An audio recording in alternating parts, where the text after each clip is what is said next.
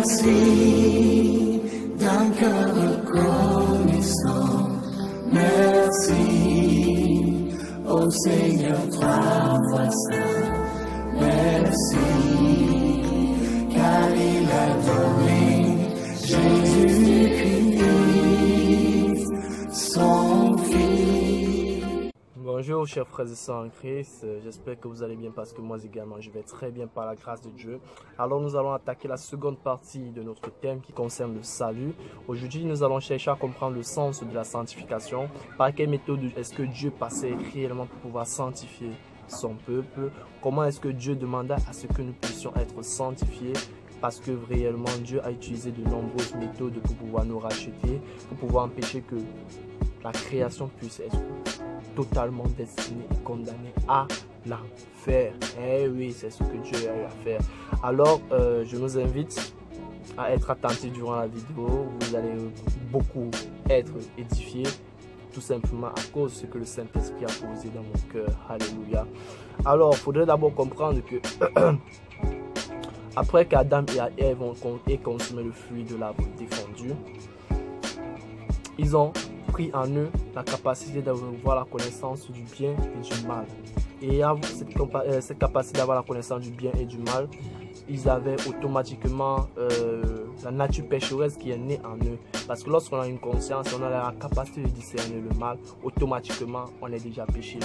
Donc du coup, étant péché, on est condamné à l'enfer. Parce qu'on a appris dans la précédente vidéo que pour être saint, il ne faudrait pas une seule tâche. Je dis bien une seule tâche parce que le simple, le moindre péché nous condamne automatiquement, nous empêche d'aller au paradis. C'est une loi spirituelle de la part de Dieu. Dieu est amour, mais il est également justice.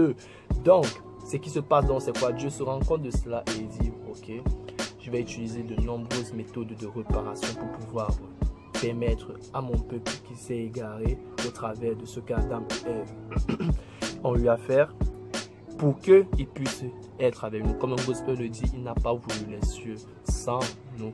Alors nous allons donc découvrir comment est-ce que Dieu n'a pas voulu les cieux sans nous. Alors, d'après Caïn et Abel, après Caïn et Abel, il y a des descendances qui viendront. Et dans ces descendances-là, nous aurons directement comme personne principale Noé. Parce que le peuple sera énormément dans le péché et Noé, ce sera celui-là qui s'efforcera à être juste aux yeux de Dieu, celui-là qui aura réellement foi en Dieu. Alors Dieu voudra refaire une nouvelle génération, c'est-à-dire une nouvelle création au travers de Noé par sa famille. Il voudra refaire de nouveaux prototypes de créatures, de nouvelles personnes au travers de Noé. Et ceux qui descendront de Noé en fait seront des enfants de Dieu. Disons Genèse 9, 12 à 13. Et Dieu dit, c'est ici le signe de l'alliance que j'ai établi entre moi et vous. Dans d'autres termes, en fait, ce qui se passe, c'est quoi? L'alliance naît ici lorsque Dieu décide de mettre sur pied un déluge qui va terrasser tous ces hommes-là qui ont le cœur, la nature pécheresse, et passer seulement par un juste. Et Noé qui va permettre à ce que sa famille soit sauvée, et également certains animaux que dont Dieu lui donnera l'instruction. Alors lorsque le déluge sera mis en place, il fera donc une alliance avec Noé. L'alliance sera quoi? Tous ceux qui descendent de toi seront mes enfants. Tous ceux qui descendent de toi seront mes serviteurs. Tous ceux qui descendent de toi, en fait, seront là pour m'adorer. Tout simplement, ce sera le consigne en fait que Dieu donnerait. Ce sera le signe de l'alliance, l'arc-en-ciel. Alors, après cela donc, on va toujours constater que le péché va naître dans le monde au travers peut-être du comportement que l'un de ses fils sera contre lui, à savoir il cherchera à voir la nudité de son père. Alors ça va engendrer une naissance volontaire du péché de façon globale. Et le monde, tous ceux qui descendront en fait toujours de Noé, vont continuer à demeurer dans le péché. Mais Dieu va essayer de réparer en fait cette alliance une fois de plus par Abraham. Abraham qui l'a sorti d'une famille d'idoles. Dieu va sortir une famille d'idoles et va venir à lui. Alors, voici le signe de l'alliance entre Abraham et Dieu. Je te rendrai fécond à l'infini, je ferai de toi, ça c'est Genèse 17, 6 à 7, je ferai de toi des nations et des rois sortiront de toi. J'établirai mon alliance entre moi et toi et tes descendants après toi selon leur génération. Ce sera une alliance perpétuelle en vertu de laquelle je serai ton Dieu et celui de ta postérité après toi. Alléluia. En d'autres termes, Dieu également passe encore par Abraham. Il renouvelle son alliance au travers d'Abraham en disant que tous ceux qui descendront d'Abraham en fait seront de lui. Tous ceux qui descendront d'Abraham seront en fait de Dieu. Tout simplement, le signe de l'alliance sera la circoncision. Amen. Donc tous ceux qui seront circoncis, en fait, seront identifiés comme des fils, comme des créatures de Dieu.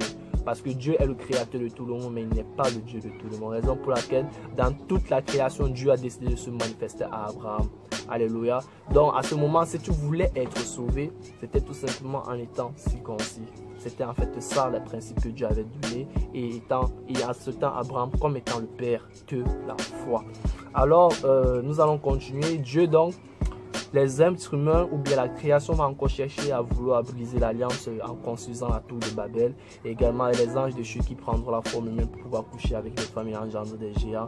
La tour de Babel qui sera une tour qui visera les hommes à pouvoir voir la maison de Dieu, voir si Dieu existe réellement. Et du coup, ça va pousser encore Dieu à renouveler son alliance. Et la création sera toujours dans le péché. Alors il va renouveler son alliance par Moïse. C'est la raison pour laquelle dans Deutéronome 4, verset 13, il dira: il publia son alliance qu'il vous ordonna d'observer les 10 commandements et les écrivit sur 2 tables de pierre. Donc il fera une alliance avec Moïse et le peuple d'Israël par les 10 commandements. Donc Dieu donnera 10 lois que le peuple d'Israël devra suivre scrupuleusement s'il veut être sauvé, s'il veut avoir accès au paradis. Mais non, cela n'a pas pu être fait parce qu'on connaît ce qui s'est passé. À peine il a reçu les 10 commandements, à peine ils n'ont pas respecté. Tu ne te construiras au point un autre Dieu devant ma face. Ils ont conçu un veau d'or et tout ce qui peut aller avec dans l'histoire, mais nous ne sommes pas là pour ça. Alors, Dieu se rend compte que c'est la pagaille totale dans le monde et il voit qu'il essaie toujours de réparer les choses avec des hommes, mais ça ne marche pas. Il décide alors de passer par des sacrifices animaux. Et en voulant passer par des sacrifices animaux, il va donner des lois à Aaron et à Moïse de pouvoir donner comme consigne au peuple d'Israël. Et là, la consigne qu'il donne, c'est pour se sanctifier. C'est-à-dire que le seul moyen pour nous de se sanctifier, de nous décharger tous nos péchés, c'est en passant par cette méthode. Voici ce qu'il donne. Dans Lévitique 5, verset 10, il dira: il fera de l'autre oiseau un holocauste. En d'autres termes, la loi demandera de prendre un agneau blanc, sans tache, pur, immolé, sur qui personne n'a commenté, qui ne s'est pas souillé, venir avec cet agneau vers le principal sacrificateur. Et lorsqu'on vient avec l'agneau vers le principal sacrificateur, alors le principal sacrificateur transfère tous nos péchés sur l'agneau. Et lorsqu'il transfère tous nos péchés sur l'agneau, en fait, on égorge l'agneau, on requiert le sang de l'agneau, d'accord, et ensuite le principal sacrificateur va avec le sang de l'agneau dans le tabernacle de Dieu. Il asperge le sang autour du trône de Dieu. Alors Dieu pardonne tes péchés, et si Dieu pardonne les péchés, tu deviens saint à ses yeux. Et si Dieu pardonne tes péchés, c'est parce que l'agneau au préalable n'avait plus commis de péché. Alléluia, était pur, était sans tache. Mais s'il ne pardonne pas tes péchés, alors tout simplement l'agneau était souillé. C'est la raison pour laquelle le pardon des péchés était confirmé lorsque le principal sacrificateur revenait après 3 jours. En dehors de cela, si les 3 jours étaient dépassés, alors on comprenait que tes péchés n'étaient pas pardonnés. Donc, c'était de cette façon-là que Dieu demandait au peuple d'Israël de se faire pardonner de leurs péchés. Il ne demandait plus qu'ils passent par des efforts, mais il demandait qu'ils passent par des sacrifices. Et par ces sacrifices-là, beaucoup se faisaient pardonner leurs péchés. Il suffisait juste que tu puisses pécher, que tu viennes avec un animal, baf, et tout ce qui se passe avec. Et maintenant, si on allait dans ce sens, toute la viande et tous les animaux de la terre allaient peut-être s'épuiser. Alors Dieu va réunir le ciel, ils vont faire un conseil, ils vont se poser la question de savoir. Il faudrait que quelqu'un puisse jouer le rôle d'agneau, quelqu'un puisse jouer le rôle de principal sacrificateur en même temps. Et porter le péché de tout le monde entier. Et voilà, pour que tous soient sauvés. Qui peut le faire? Tous les anges ont tourné le dos. Personne ne sait porter garde. Mais quelqu'un a levé la main. Papa, je pense que je peux le faire. Et il est parti. Et il a pris, le Saint-Esprit l'a conçu. Et il est venu, il a pris la forme charnelle.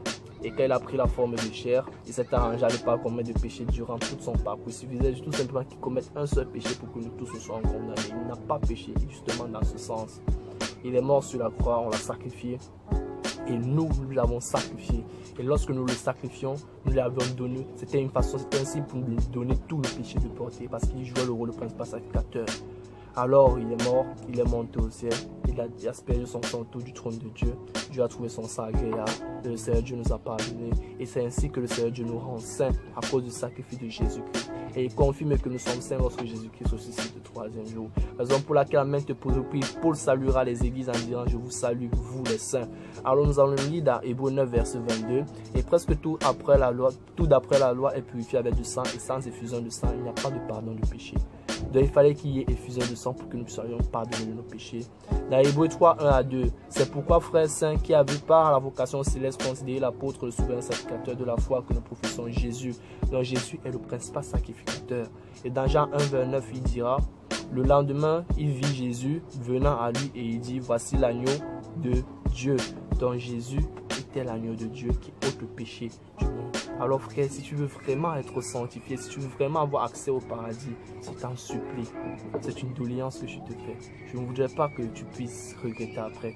Donne ta vie à Jésus-Christ, confesse Jésus-Christ dans ta vie plus que tout. Donne-lui tout, il demeure dans sa présence. Confesse Jésus-Christ et tu seras sauvé, comme il est dit dans Acte 13. Confesse Jésus-Christ et tu seras sauvé. Confesse Jésus-Christ et tu seras sauvé. Je t'en supplie. Alors frères et sœurs, j'espère que vous avez apprécié la vidéo. Si vous avez aimé, vous likez. Si vous voulez d'autres et ou bien en voir d'autres, vous vous abonnez à la chaîne Juste un Frère PH. Et que le Seigneur vous bénisse. Allez dans la paix du Seigneur. Pour ceux qui ont des questions, vous pouvez commenter. Shalom à vous. Jésus-Christ t'attend. Par lui seul tu peux être au Seigneur et au paradis. Pas par une autre religion, pas par une autre voie. Seul Jésus-Christ est le chemin, le sauveur. La vérité, la vie. Nul ne vient au Père que par lui. C'est lui la vérité. Amen.